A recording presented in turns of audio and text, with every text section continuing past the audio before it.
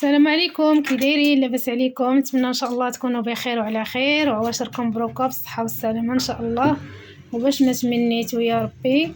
اليوم ان شاء الله بغيت نشارك معكم الصفوف.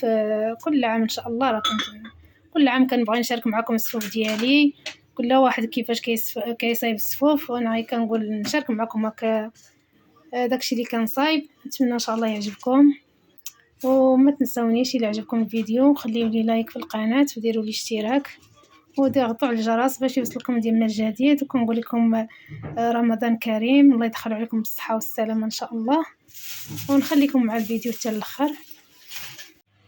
بسم الله على بركه الله. غادي نشارك معكم المقادير.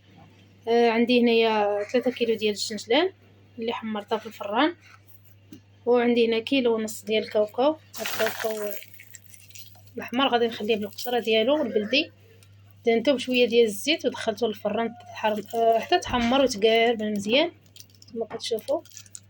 وعندي هنايا كيلو ونص ديال اللوز حتى هو دخلته للفران، حمرته ودهنته بشويه ديال الزيت وحمرته كما كتشوفوا راه محمر. وعندي هنا كيلو ديال إيلان، درت انا كيلو إيلان، وصراحه عطاني بزاف ديال غربلته خرج ليا هادشي ما مطحونش مزيان، غادي نرجعوا ليه يعاود يطحنوا ليا مزيان العطار. وعندي هنا 3 كيلو ديال الطحين حتى هي حمرتها انا ديتها الفران ديال الحومه حمرتها فيه. وعندي هنايا واحد زلافه اللوز اللي فسختها وحمرتها في الزيت هي باش غادي نزوق. وهنايا ربعه صغيره ديال حبه الحلاوه والنافع. وعندي هنا السكر كلاصي راه كيبقى على حسب الذوق، درت انا السكر كلاصي داك المزيان. وهنايا القرفه غادي ندير واحد 3 المعالق ديال القرفه، وغادي هادشي نديه للعطار يطحن ليا. ندير ليه النص ديال الكميه يطحنها ليا هو باش ما يحتاج ليا بزاف ديال الزيت. نقدر كاع ما ندير فيه الزيت الا جاني ما يدم مزيان وجاني معلك راه ما غاديش ندير فيه الزيت. المهم على حسب، غادي نهز كميه ديال اللي هي يطحنها ليا وكميه غادي نطحنها في الدار بالهاشوار. وصافي نتوما معايا خليكم نمشي ندي هادشي للعطار ان شاء الله ونجي باش نخلط الصفوف ديالي. ها نتوما بعد ما طحنت هادشي ديتو للعطار تطحنوا، راه نتوما شفتوا كي جا معلك. صافي درتو لي في هذيك واحد الكاميله عندي كبيره.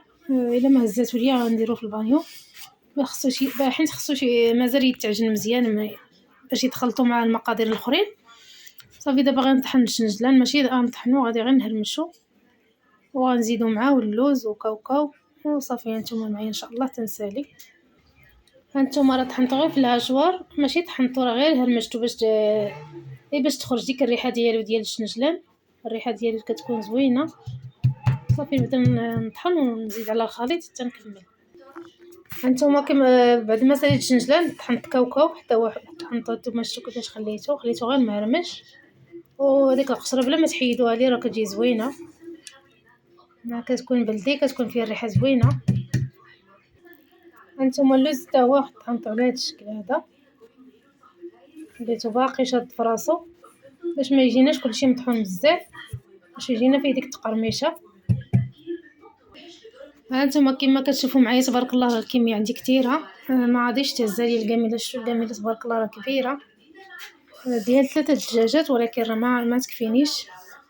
غادي ندير في البانيو، هو اللي بغى يخلط لي هادشي كامل.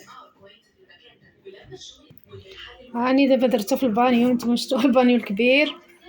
ودابا غادي نبين العضلات، الا عندي شي عضلات نبينهم. خصو يتعجن نيت مزيان باش يتخلط، ونخلطو ان شاء الله ونرجع معكم. السكر مازال ما درتو حتى ندير ونذوق. هانتوما راه شفتوا تبارك الله راه عندي كميه كثيره، جاني شويه باقي خاصو شويه مازال خاصو لي دام. المهم خاصو الزيت، انا راه كندير زيت البلديه تبارك الله. العمره غاليه واخا غندير شويه وصافي. هانتوما راه شفتوا تبارك الله اللون ديالو جا زوين، نتمنى يعجبكم ان شاء الله. هانتوما راني درت فيه واحد 2 معالق كبار ديال العسل الحر. الا عندكم العسل الحر ديروه، ما عندكمش بلا ما ديروا العسل، داك العسل ديال السكر ما كيجيش زوين. انا درت فيه 2 معالق كبار. ايوا صافي هادشي اللي كاين. نتوما شفتوا تبارك الله راه جا زوين. راني زدت ليه الزيت، زدت ليه واحد 2 زايف ديال الزيت، زيت بلديه، وزدت شويه ديال الروميه. وصافي هادشي اللي كان. نتمنى يعجبكم، وانتم ان شاء الله نديرو في التبسيط ديال التقديم ونشاركو معكم. هانتوما هذا الشكل النهائي ديال الصفوف ديالنا اولا سليلو. هانتوما شفتوا كيفاش جا زوين. نتمنى ان شاء الله يعجبكم، وما تنسونيش الا عجبكم الفيديو خليوا لي لايك في القناه وديروا لي اشتراك وباش يوصلكم اي جديد. وشكرا لكم بزاف، ونخليكم على خير.